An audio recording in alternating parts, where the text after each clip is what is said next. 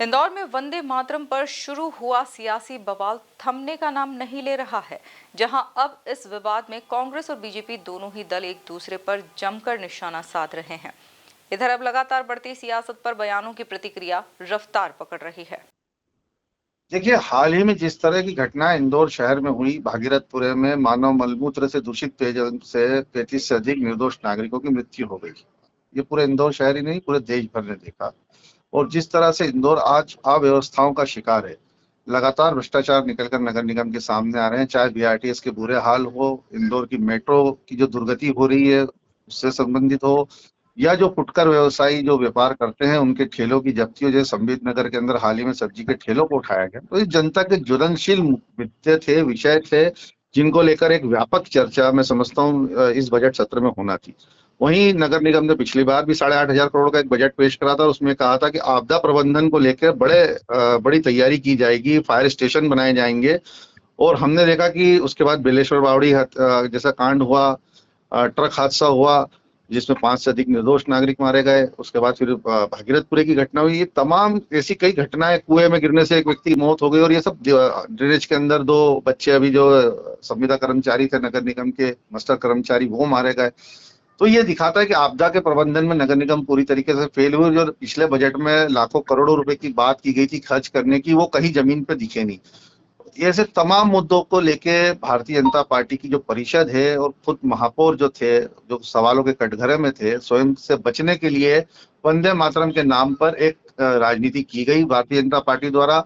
और संविधान स्वतंत्रता और उसके असली मुद्दों से भटकाव किस तरह किया जाए, इसका पूरा जो है काम भारतीय जनता पार्टी ने किया है। मैं समझता हूँ इस विषय को इतना तूल देना नहीं चाहिए था।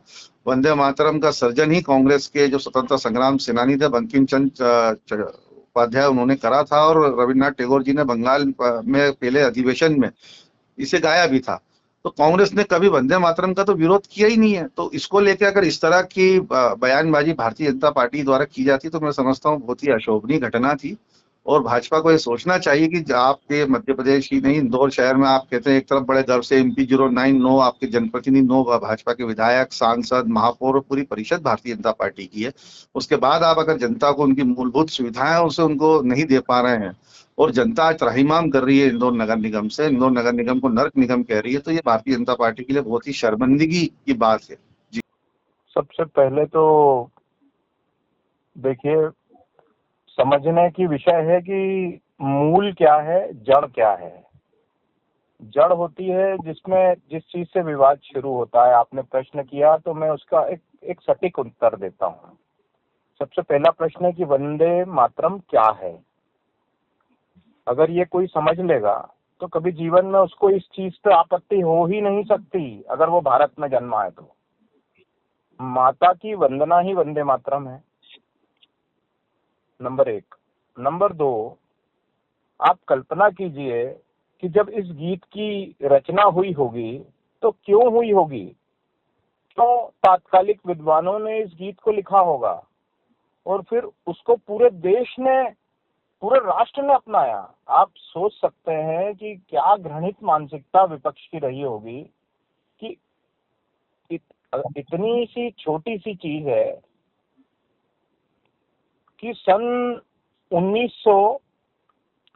1880 में ये गीत तकरीबन लिखा गया, 75 में शामिल हुआ, आजादी की लड़ाई में ध्येय वाक्य बना केवल इस ध्येय से कि भारत माँ की वंदना। यानी आप समझिए कि इस धरती को मैं अपनी माँ मानता हूँ, इसलिए मैं आजादी की लड़ाई लड़ूंगा। एक वो भाव जागृत करने के लिए बंकिम चंद्र चट्टोपाध्याय जी ने ये गीत लिखा होगा, और वो पूरे भारत की आत्मा में बसा। तमाम मुस्लिम समाज के जो स्वतंत्रता संग्राम सेनानी थे, उन्होंने इसको ध्येय वाक्य माना। उस आधार पे हम वंदे मातरम हमारे हमारे हृदय में आया। आप कल्पना कीजिए कि आज की स्थिति में उस वाक्य को जब हम शुरुआती दौर में स्कूल लाइफ से शुरू करते हैं, वहां से लेके तो ये एक एक बच्चे को ये गीत रटा हुआ है। उस भावना को ठेस पहुंचाइए, वो बच्चा बड़ा होता है, उसकी समझ डेवलप होती है, लेकिन वंदे मातरम उसके चरित्र चित्रण में बसा हुआ होता है। वो कभी जीवन में उसको भूल नहीं सकता। मेरा एक ही है कि अगर इस तरीके की सोच इस देश में है तो ये घोर आपत्तिजनक है और तत्काल प्रभाव से जो इसमें बड़ी से बड़ी कार्रवाई होती है वो होना चाहिए। चलिए, बहुत धन्यवाद हमारे साथ जुड़ने के लिए। धन्यवाद।